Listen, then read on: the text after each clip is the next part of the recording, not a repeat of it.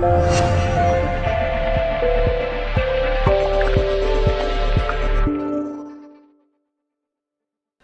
Jim, a frustrating afternoon, I guess. Let's start with the red card, if we can. What was your view of the sending off of Paul Turnbull? It's a red card. I know the game's changed dramatically since I played, but even Andy recognised the dramatics that went on. But ultimately, if you go in for a ball and you stood to showing and you lift your foot and you catch the opponent, no matter how much the contact is, it's in danger of their safety. So I think if we get the video and send it into the FA, they'll just say no, it stands because it's whatever they call it. I don't think they call it reckless, they call it endangering the safety of a player. But it's so disappointing because I felt that we were starting to find a little bit of confidence, starting to find a little bit of pattern. We were starting to figure out how to hurt them. And then when you're down to 10 minutes, so hard. Having said that, you came out really fired up for the second half, and the goal that they scored was actually a surprise because it was against the run of play. With 10 men, you arguably performed better this afternoon, but the first goal's absolutely killed you.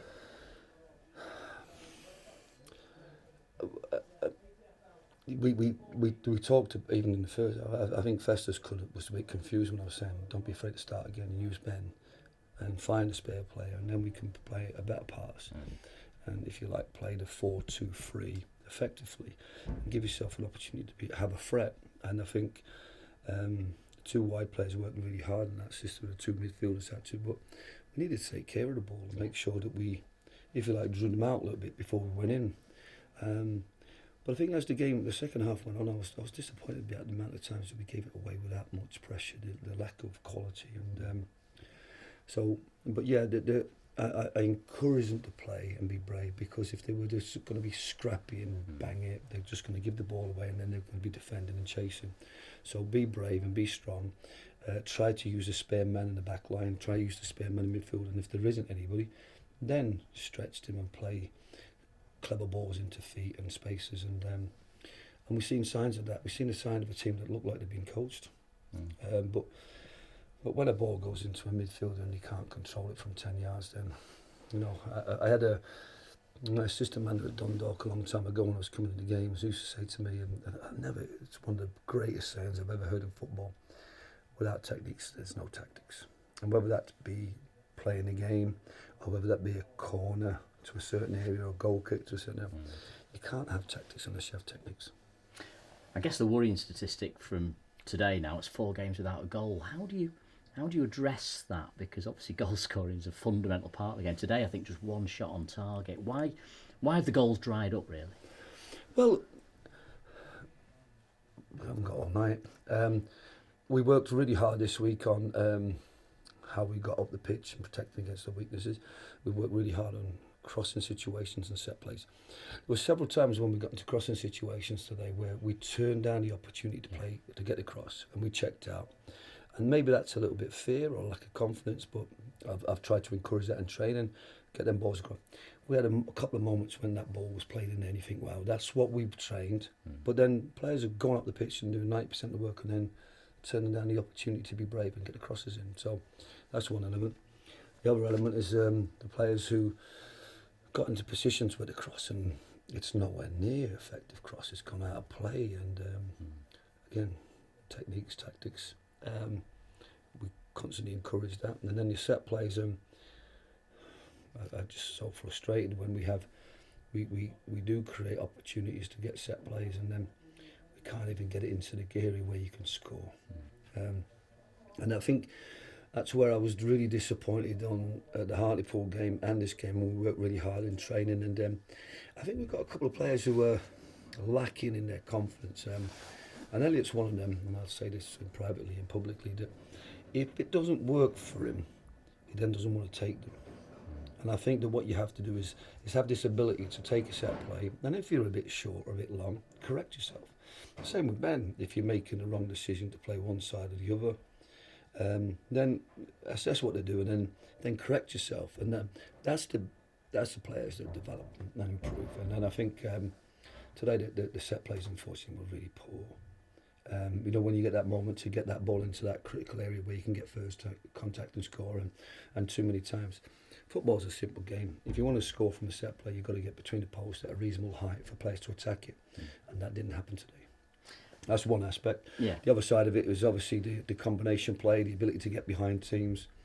It's always going to be difficult with 10 men to try and get through them or around them or over them. But our best chances were always going to be about taking care of the ball, trying to find a way to get the front three in behind, either to penetrate or to create a set play opportunity. And I think we did enough of that. But ultimately, when we did have those opportunities to get the cross into good areas or get the shot on target, we didn't take it. And that's been something we worked on, but unfortunately... and this is where I think if you step back and look at the bigger picture, I've got a lot of respect for these guys. And I've got a lot of... The journey they've taken on us for 18 months, and I really want to give them a chance. I really want to say, can you step up now? Because exciting things are going to happen. And it's very difficult for me when I see things that are going on the pitch to actually stand over that. And I've said that to them in changing room, and I think that's the thing that I lament the most. And I know there's going to be an element of fatigue, lack of confidence and concern, but we need to be better if you want to stay in this team, because this team now wants to go to the next level, and we need to be better than that, because at the moment the way we're playing, regardless of 10 men, if we take the collective of the last 6 or 7 games, and we've added a few players, they've got to be better. Yeah. Our signings have got to be better, and our players have got to step up now and rise to the challenge of that. There's an expectation now. We want to get to the next level. We want to be in the playoffs. And unfortunately, you're down to 10 men, or you don't take the crossing opportunities, you don't execute the set plays well, and you sell yourself in opportunities and you give the ball away in critical areas. We're not going to win games. So there's a lot to correct at the moment. On that theme, though, you must have been pleased with the impact that Niall made when you brought him on at half time, and there was a spark there, wasn't there? Yeah, well,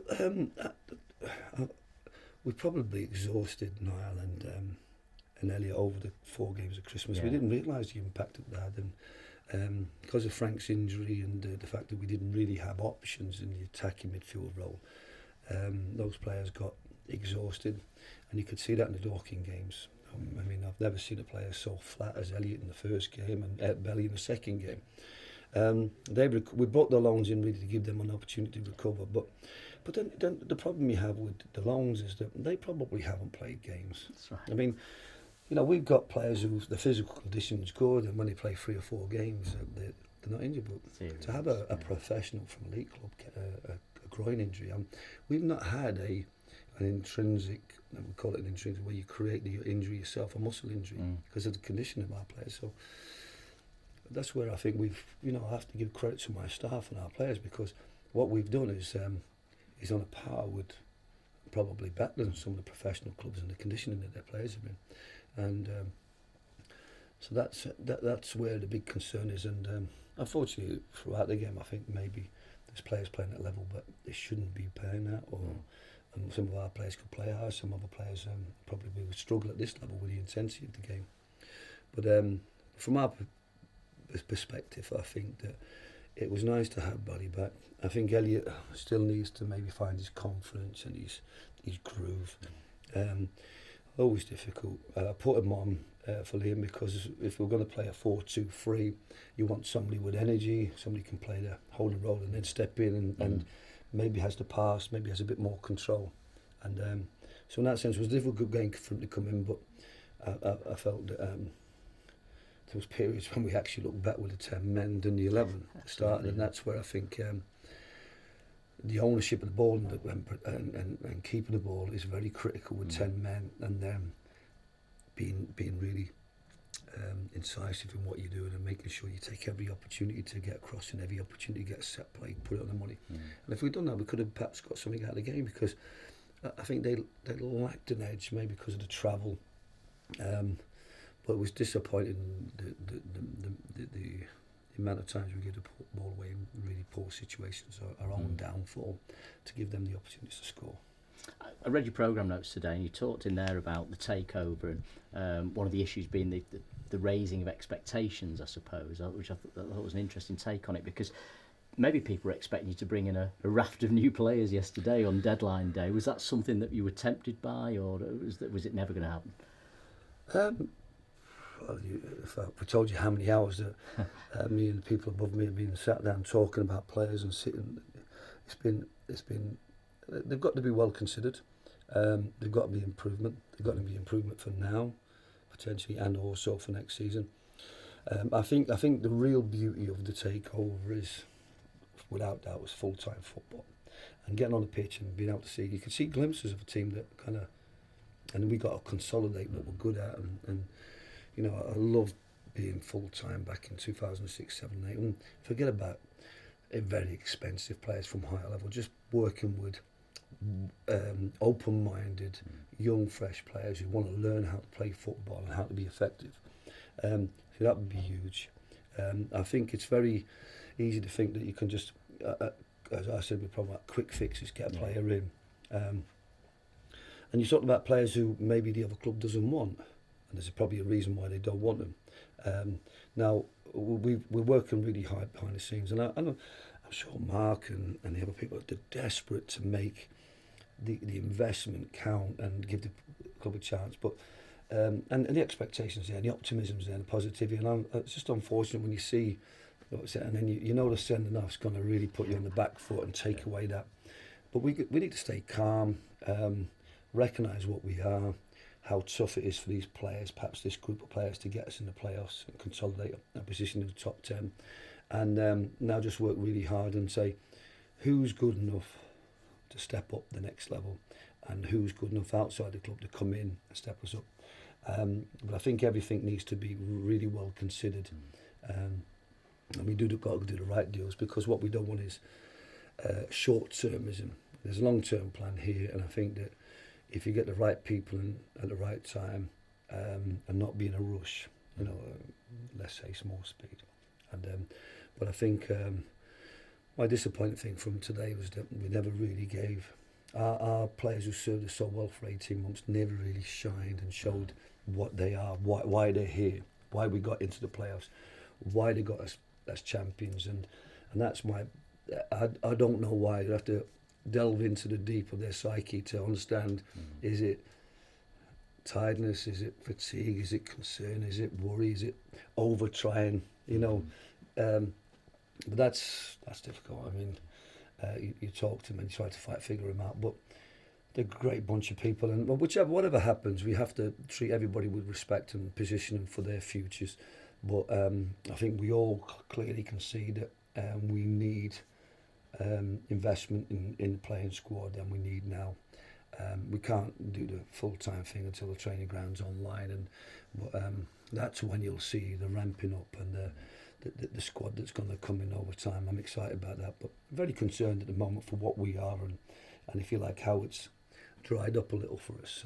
And I was really concerned in September, and it was a poor period for us, and we got going again. And I think this is a difficult time for a lot of people at the club, and what we have to do is, like, just say, keep calm, look at what's good and add to it. And if something's not right or bad, then we need to ease it out and just get ourselves realigned for success again. Fantastic. Jim, thanks for your time. You're welcome. Cheers.